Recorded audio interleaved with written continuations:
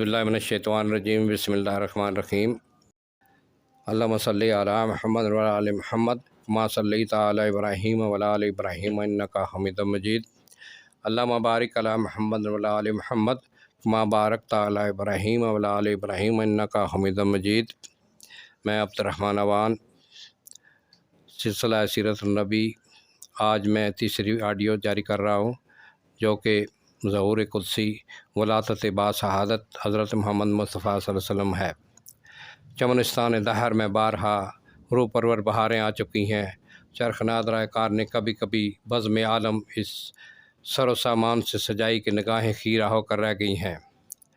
ولادت، لیکن آج کی تاریخ وہ تاریخ ہے کہ جس کے انتظار میں پیر کہن سال دہر نے کروڑوں برس صرف کر دیے۔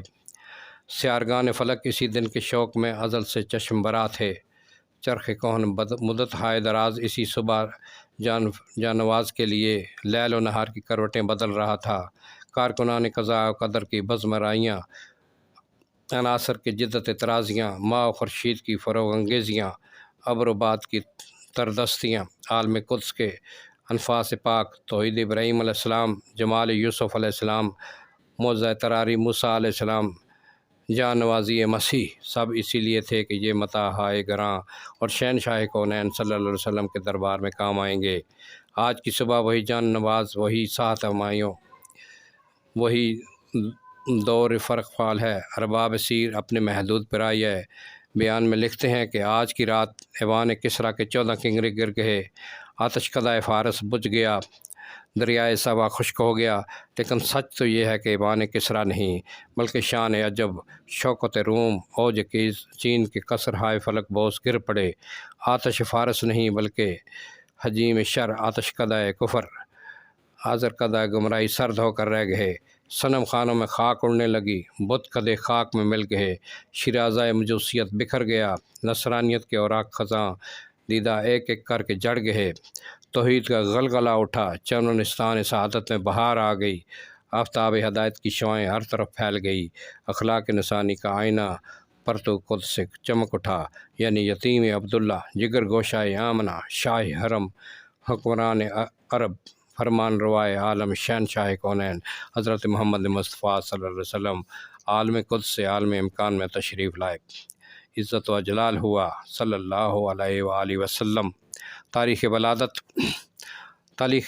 ولادت کے متعلق مصر کے مشہور حیت دان عالم محمود پاشا فلکی نے ایک رسالہ لکھا ہے جس میں انہوں نے دلائل ریاضی سے ثابت کیا ہے کہ آپ صلی اللہ علیہ وسلم کی ولادت 9 ربیع الاول روز دوشنبہ مطابق 20 اپریل 571 عیسوی میں ہوئی تھی۔ تاریخ ولادت میں اختلاف ہے، لیکن اس قدر متفق ہے کہ وہ ربیع الاول کا مہینہ اور دوشنبہ کا دن تھا اور تاریخ 8 سے لے کر 12 تک میں منحصر ہے۔ ربیع الاول مذکور کی ان تاریخوں میں دوشنبہ کا دن 9ویں تاریخ کو پڑتا ہے۔ ان وجوہ کی بنا پر تاریخ ولادت قطعاً 20 اپریل 571 تھی۔ بخاری باب من بحرم من رضایا بحرم من نسب۔ تو آپ کا نام محمد صلی اللہ علیہ وسلم رکھا گیا اور عام طور پر بیان کیا جاتا ہے کہ عبد المطلب نے یہ نام رکھا تھا۔ رضایت، سب سے پہلے حضرت صلی اللہ علیہ وسلم کو آپ کی والدہ نے اور 2-3 روز کے بعد صوبیہ نے دودھ پلایا جو ابوالہب کی لونڈی تھی۔ حلیمہ سعدیہ، صوبیہ کے بعد حضرت حلیمہ سعدیہ نے آپ کو دودھ پلایا۔ اس زمانے میں دستور تھا کہ شہر کے رؤساء اور شرفاء شیرخوار بچوں کو اطراف کے قصبات اور دیہات میں بھیج دیتے تھے۔ یہ رواج اس غرض سے تھا کہ بچے بدوؤں میں مل کر فساد کا جوڑ پیدا کرتے تھے اور عرب کی خالص خصوصیات محفوظ رہتی تھی۔ شرفائے عرب نے مدت تک اس رسم کو محفوظ رکھا، یہاں تک کہ بنو امیہ نے دمشق میں پائے تخت قائم کیا اور شان و شوکت میں کسریٰ و قیصر کی ہمسری کی، تاہم ان کے بچے صحراؤں میں بدوؤں کے گھر میں پلتے تھے۔ غرض دستور مذکور کی بنا پر سال میں 2 مرتبہ دیہات میں سے شہر میں عورتیں آیا کرتی تھیں اور شرفائے شہر اپنے شیرخوار بچوں کو ان کے حوالے کر دیا کرتے تھے۔ اس دستور کے مطابق حضرت صلی اللہ علیہ وسلم کی ولادت کے چند روز بعد قبیلہ حوازن کی چند عورتیں بچوں کی تلاش میں آئیں، ان میں حضرت حلیمہ سعدیہ بھی تھی۔ اتفاق سے ان کو کوئی بچہ ہاتھ نہیں آیا۔ حضرت صلی اللہ علیہ وسلم کی والدہ نے ان کو مقرر کرنا چاہا تو آپ کو خیال آیا کہ یتیم بچے کو لے کر کیا کروں گی۔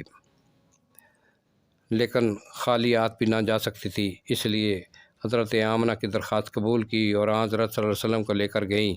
ان کی ایک صاحبزادی تھی جن کا نام شیمہ تھا۔ ان کو حضرت صلی اللہ علیہ وسلم سے بہت انس تھا، وہی آپ کو کھلایا کرتی تھی۔ 2 برس کے بعد حلیمہ آپ صلی اللہ علیہ وسلم کو مکہ میں لائیں اور آپ کی والدہ ماجدہ کے سپرد کیا، لیکن چونکہ اس زمانے میں مکہ میں وبا پھیلی ہوئی تھی، آپ صلی اللہ علیہ وسلم کے والدہ نے فرمایا کہ واپس لے جاؤ، چنانچہ دوبارہ گھر میں لائیں۔ اس میں اختلاف ہے کہ آپ صلی اللہ علیہ وسلم حضرت حلیمہ کے یہاں کتنے برس رہے۔ ابن اسحاق نے وثوق کے ساتھ 6 برس لکھا ہے۔ حوازن کا قبیلہ فصاحت و بلاغت میں مشہور ہے۔ ابن سعد نے طبقات میں روایت کی ہے کہ رسول اللہ صلی اللہ علیہ وسلم فرمایا کرتے تھے کہ میں تم سب میں فصیح تر ہوں، کیونکہ میں قریش کے خاندان سے ہوں اور میری زبان بنی سعد کی زبان ہے۔ بنی سعد حوازن ہی کے قبیلہ کو کہتے ہیں۔ حضرت حلیمہ کے ساتھ حضرت صلی اللہ علیہ وسلم کو بے انتہا محبت تھی۔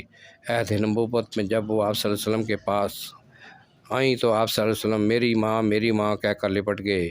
یہ دلچسپ واقعات آگے آئیں گے۔ ابن کثیر نے لکھا ہے کہ حضرت حلیمہ حضرت صلی اللہ علیہ وسلم کی نبوت سے پہلے وفات پا گئی، لیکن یہ صحیح نہیں ہے۔ ابن خثیمہ نے تاریخ میں، ابن جوزی نے ہدایہ میں، منذری نے مختصر سنن ابی داؤد میں، ابن حجر نے صحابہ میں ان کے اسلام لانے کی تشریح کی ہے۔ حافظ مغلطائی نے ان کے اسلام پر ایک مستقل رسالہ لکھا جس کا نام التحفۃ الجسیمہ فی اثبات اسلام حلیمہ ہے۔ حضرت حلیمہ کے شوہر یعنی حضرت صلی اللہ علیہ وسلم کے رضائی باپ کا نام حارث بن عبد الرضا ہے۔ وہ حضرت صلی اللہ علیہ وسلم کی بعثت کے بعد مکہ میں آئے اور اسلام لائے۔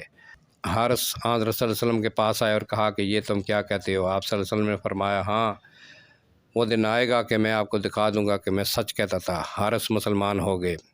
رضائی بہن بھائی۔ حضرت صلی اللہ علیہ وسلم کے 4 رضائی بہن بھائی تھے، جن کے نام یہ ہیں: عبداللہ، انیسہ، حذیفہ، خذافہ، جو شیمہ کے لقب سے مشہور تھی۔ ان میں سے عبداللہ اور شیمہ کا اسلام لانا ثابت ہے، باقیوں کا حال معلوم نہیں۔ مدینہ کا سفر۔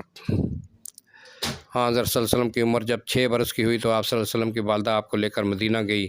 چونکہ حضرت صلی اللہ علیہ وسلم کے دادا کی ننہال خاندان نجار میں تھی، وہیں ٹھہری۔ سفر میں ایمن بھی ساتھ تھیں، جو حضرت صلی اللہ علیہ وسلم کی دایا تھی۔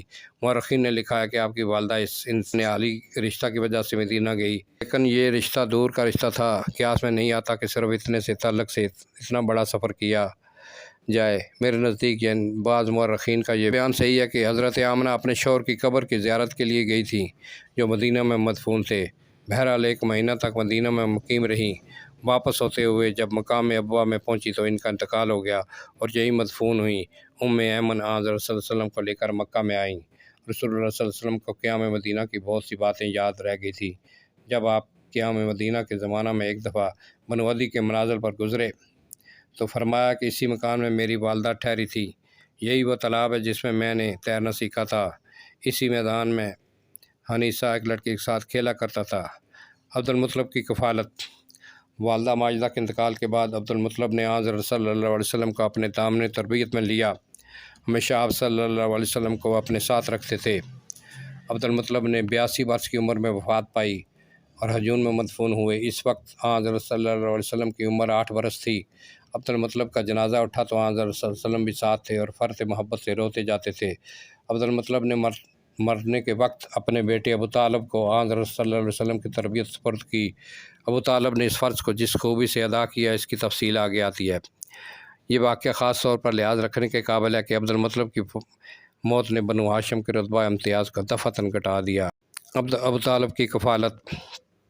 عبد المطلب کے 10 بیٹے تھے، مختلف ازواج سے تھے۔ ان میں سے حضرت صلی اللہ علیہ وسلم کے والد عبداللہ اور ابو طالب ماں جائے بھائی تھے، اس لیے عبد المطلب نے حضرت صلی اللہ علیہ وسلم کو ابو طالب ہی کی آغوش تربیت میں دیا۔ ابو طالب حضرت صلی اللہ علیہ وسلم سے اس قدر محبت رکھتے تھے کہ آپ کے مقابلہ میں اپنے بچوں کی پرواہ نہیں کرتے تھے۔ حضرت صلی اللہ علیہ وسلم کو ساتھ لے کر سوتے اور باہر جاتے تو ساتھ لے کر جاتے۔ غالباً جب آپ کی عمر 10-12 برس کی ہوئی تو آپ صلی اللہ علیہ وسلم نے بکریاں چرائیں۔ عرب میں بکریاں چرانا معیوب کام نہ تھا۔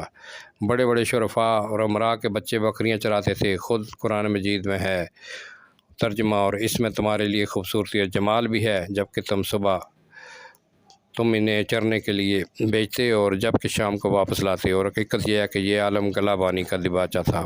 زمانہ رسالت میں آپ اس سادہ اور پرلطف مشغلہ کا ذکر فرمایا کرتے تھے۔ ایک دفعہ آپ صلی اللہ علیہ وسلم نے صحابہ کے ساتھ جنگل میں تشریف لے گئے۔ صحابہ جڑ بیریاں توڑ توڑ کر لانے لگے۔ آپ نے فرمایا جو خوب سیاہ ہو جاتے ہیں زیادہ مزے کے ہوتے ہیں۔ یہ میرا اس زمانہ کا تجربہ ہے جب میں بچپن میں یہاں بکریاں چرایا کرتا تھا۔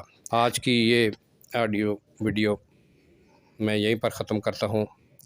انشاءاللہ اگلی ویڈیو میں نبی پاک صلی اللہ علیہ وسلم کا شام کا سفر شروع کریں گے، جو کہ آپ نے اپنے چچا ابو طالب کے ساتھ شروع کیا تھا۔ آپ تمام بہن بھائیوں، عزیزوں، دوستوں سے گزارش کرتا ہوں کہ یہ آڈیو شروع سے لے کر آخر تک سنا کریں اور اس کو سبسکرائب کر لیا کریں تاکہ آنے والی آڈیو ویڈیو آپ کو ملتی رہے۔ اللہ تعالیٰ آپ سب پر اپنا خصوصی فضل و کرم نازل فرمائے، اور اس کو آگے اپنے عزیزوں دوستوں کو شیئر کریں تاکہ اس نیک کام میں آپ کا بھی حصہ شامل ہو جائے، اور انشاءاللہ آپ سب کو اس کا ثواب ملے گا اور فائدہ ہوگا۔ الحمدللہ رب العالمین۔ السلام علیکم ورحمۃ اللہ وبرکاتہ۔